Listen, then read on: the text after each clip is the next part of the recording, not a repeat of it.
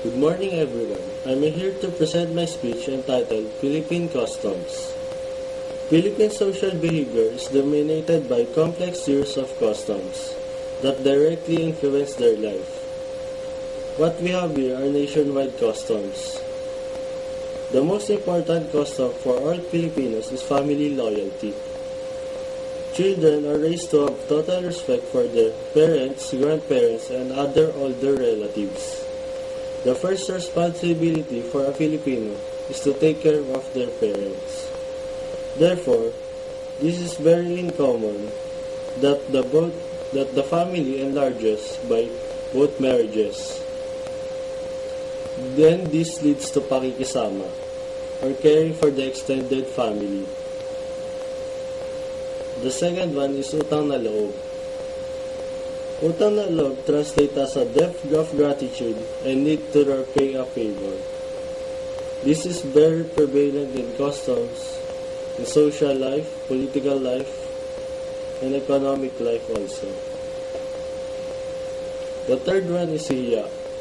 Hiya translates as roughly sense of well-being or avoidance of aggressive behavior.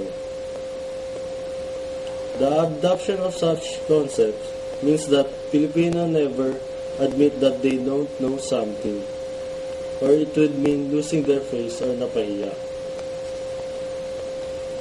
Bahala na means what will be and will be, and is demonstration of how strong Filipino faith in God.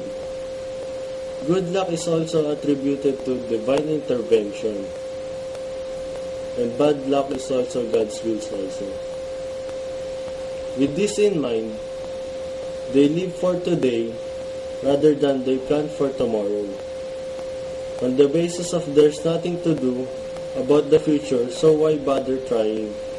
This probably explains why they work so little than Westerner standards. Filipino hospitality. Strangers are genuinely welcome, and Filipinos are always ready to share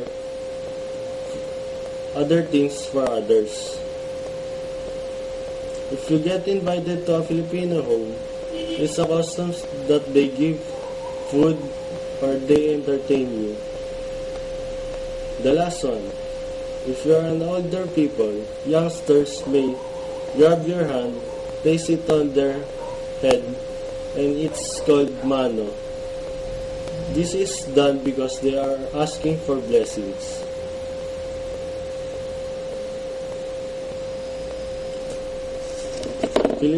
Filipino customs. I think Filipino customs focus on kapwa rather than himself. As a result, he neglects his needs and wants.